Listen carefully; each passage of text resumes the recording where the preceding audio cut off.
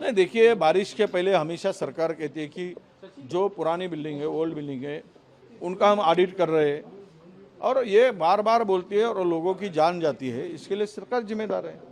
आप लोग बारिश के पहले जिनको भी रेस्क्यू करना था, जिनको वहाँ पे रिहाब करना था, ऐसे जो बिल्डिंग है, डेंजरस बिल्डिंग है, ये सरकार कदम क्यों नहीं उठाती है? लोगों के मरने का इंतजार क्यों करती सरकार?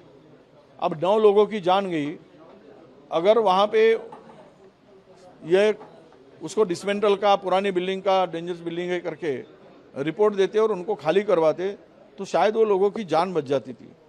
मैं सरकार से आह्वान करता हूँ कि इन लोगों की जान गई, इसके लिए पूरी की पूरी जिम्मेदारी सरकार ने उठाकर हर फैमिली को उन्होंने 25 लाख रुपए का मुआवजा देना चाहिए। और ये बिल्डिंग कब बनी, क्या बनी, इसका ऑडिट, इसका ही नहीं, पूरे मुंबई में जो पुराने बिल्डिंग है उनका पूरा ऑडिट करके, स्ट्रक्चरल ऑडिट करके, ये जितने भी बिल्डिंग है उसके लिए सरकार ने एक निर्णय लेना चाहिए, ऐसी हमारी मांग है। अब पीएम मोदी ने कहा है कि शिक्षा में सुधार जरूरी है, पेपर लीक माफिया को नहीं छोड़ा। नहीं, जो माफिया है वो सरकार में बैठे हैं। जो नीट में पकड़े गए थे वो सब भाजपा के लोग थे, पदाधिकारी थे। अब तुम्हारे अंदर में ही चूहे घुसे घर में, तो पहले उनको निकालो बाहर, तो फिर शिक्षा की साफ करने की बात करो।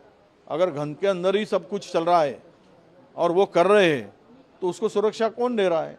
तो पंतप्रधान जी से हमारा यही आग्रह है कि तुम अगर चाहते हो कि इसमें सुधार हो, तो तुम्हारे आसपास में, तुम्हारे पक्ष के अंदर में ये सब जो एक पूरी टीम बनी है, बैठी है, जो ये धंधा करती है, पैसे कमाती है, तो इनको पहले बाहर करो, फिर बाद में सिस्टम दुरुस्त हो जाएगा।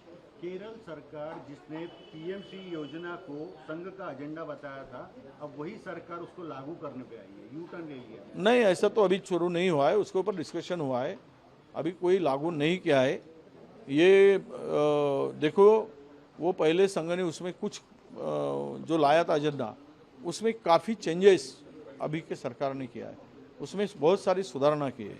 वो एक अलग एजेंडा था ये लागू करना, आज उन्होंने पूरा का पूरा उसमें बदल किया है।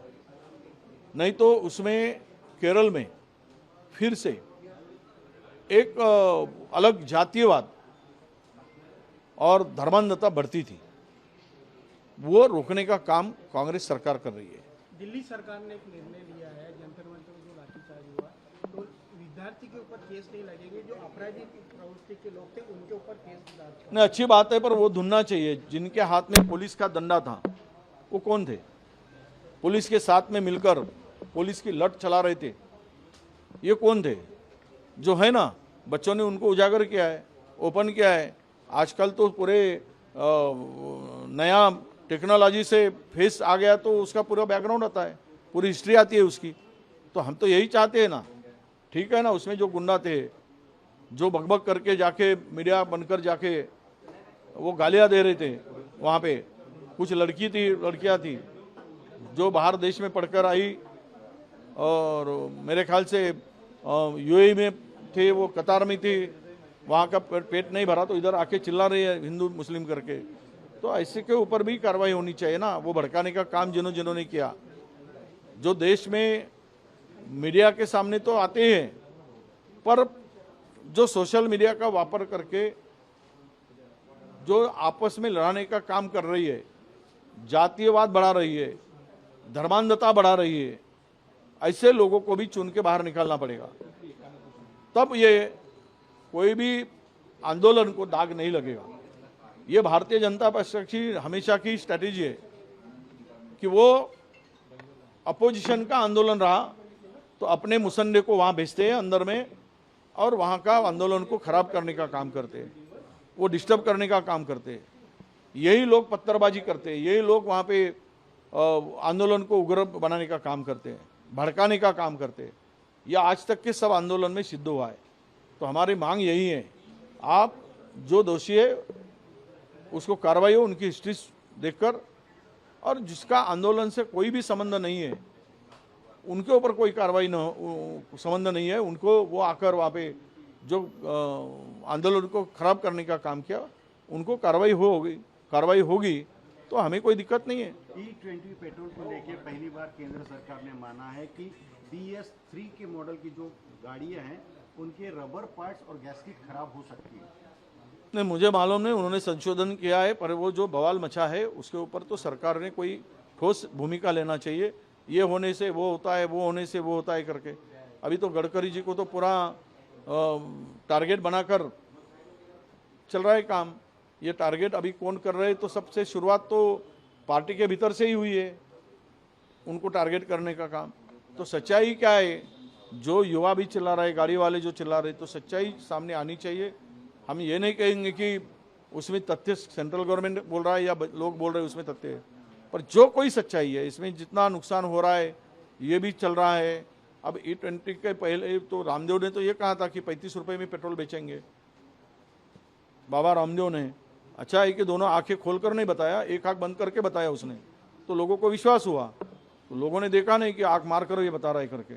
जो बोगस ऐसे लोग बना कर रखे, लोगों को गुमराह करने वाले, अब ऐसे लोगों पर विश्वास लोग नहीं कर पाएंगे।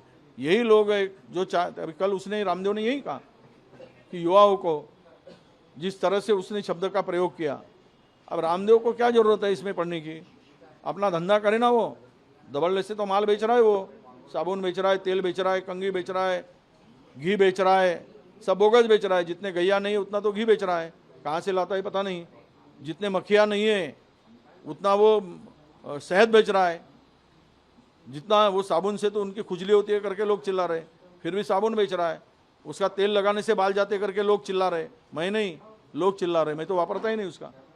तो इसमें ध्यान दे, वो लोगों को लूटे रामदेव एक आंख बंद करके। हमें कोई दिक्कत नहीं है, पर झूठ बोल के लोगों को गुमराह नहीं करे, ये हमारा कहना है।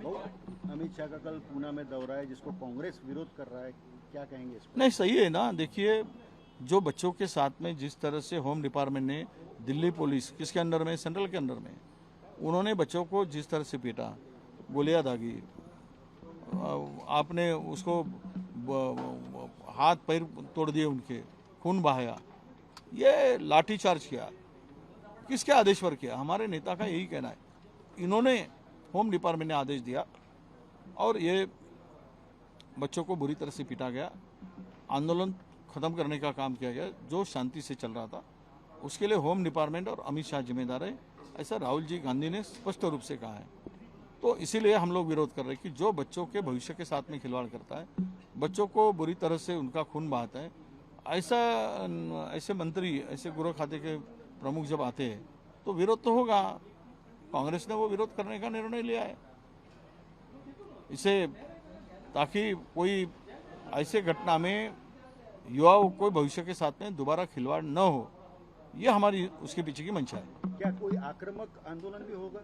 नहीं, देखो, पुणे में जा रहे वो, पुणे के कांग्रेस ने, हमारे प्रेसिडेंट जो है वहाँ के सिटी प्रेसिडेंट, उन्होंने निर्णय लिया है कि हम लोग उनका विरोध करेंगे।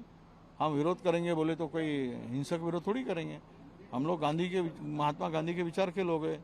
हमारा आंदोलन तो शांति से रहता है, हम शांति के पथ पर चलने वाले लोग हैं, इसलिए हमारा आंदोलन वही तरीके से होगा। लोकशाही मराठी, ऐका, पहा, जागरूक रहा।